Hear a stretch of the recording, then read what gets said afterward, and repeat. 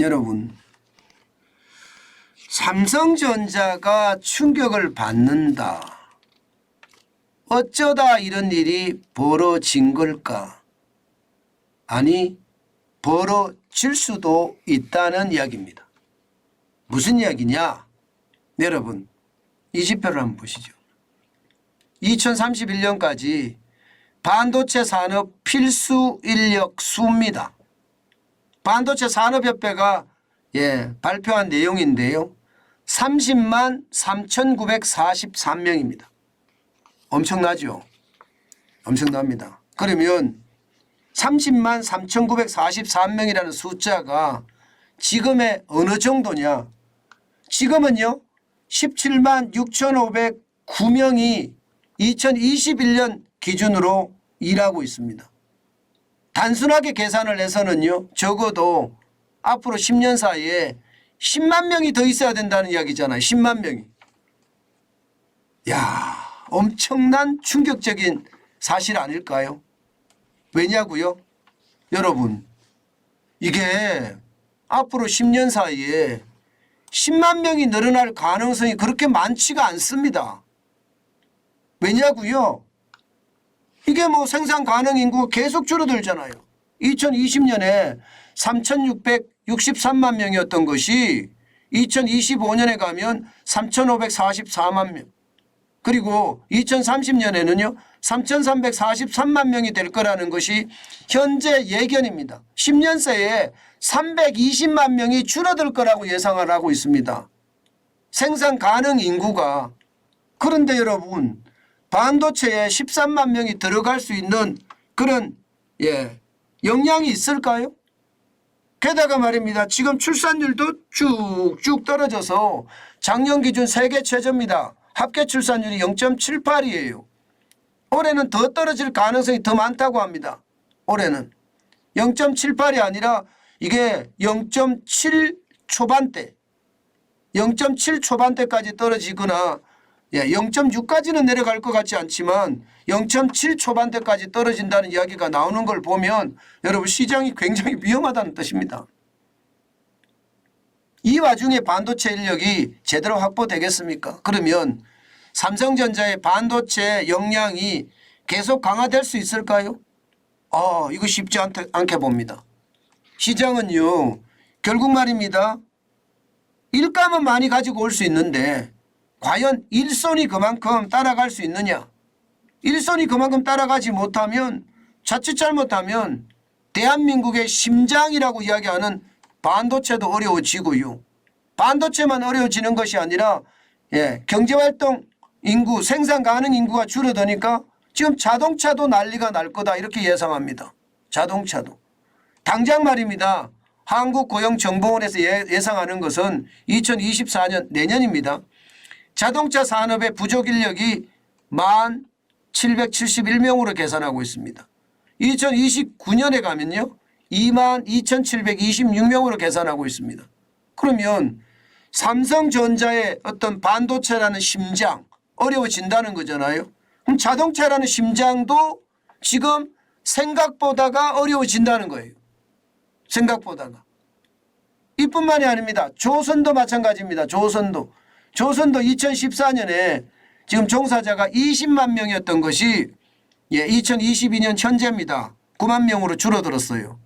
그런데 여러분 조선산업은 지금 어떻습니까? 세계 1, 2등을 다투는 수주량을 자랑을 하고 있고요. 조선 쪽의 어떤 분위기는요.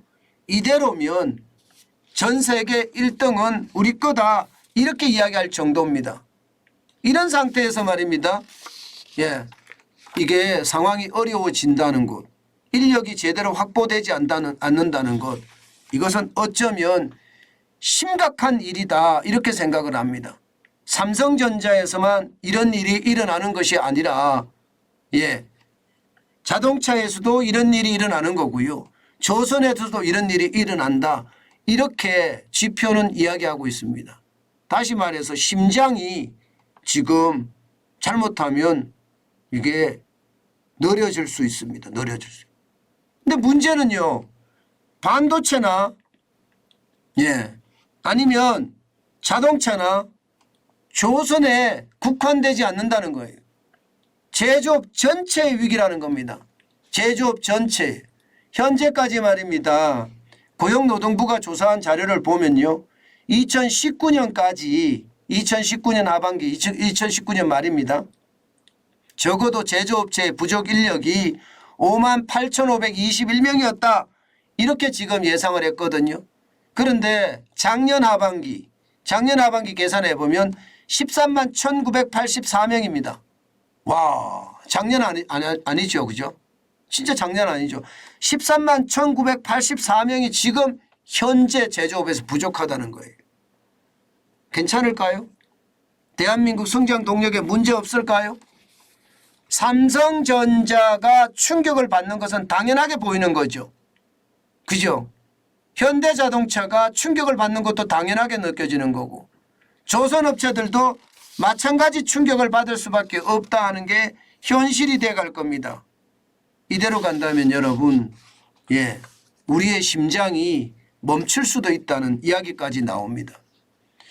저는 이게 진보든 보수든 나라라는 어떤 중추 어떤 개념 이것은 발전시켜 나가야 되거든요.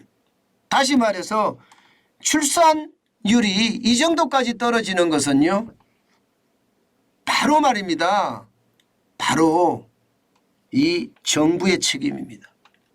그 정부가 진보 정부가 되든 그 정부가 보수 정부가 됐든 나라 책임이라는 뜻입니다.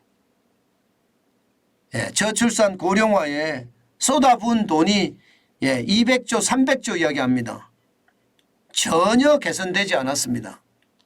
저는 이거 제대로 개선 못 시키면 대한민국이 서해로 침몰하든 동해로 침몰하든 남해로 침몰하든 침몰은 피할 수 없는 일이라고 생각합니다. 제가 다양한 방법으로 말입니다. 출산율을 어떻게 하면 증가시킬 수 있을 것인지 대안까지 제가 제안을 했습니다. 저는 이게 아이가 하나일 때, 둘일 때, 셋일 때, 넷일 때 세금을 얼마나 감면해 주는지 이거 반드시 정부가 실행해야 된다고 생각을 합니다. 저출산 고령화 대통령 직속위원회가 있습니다. 이거 말입니다. 단순하게 명예직으로 거기에 세우지 말고요. 지금 이 위기 때는 대통령이 직접 이 저출산 고령화위원회를 이끌어가면서 어떻게 하든 출산율을 높이는 방향 저는 잡았으면 진짜 좋겠습니다.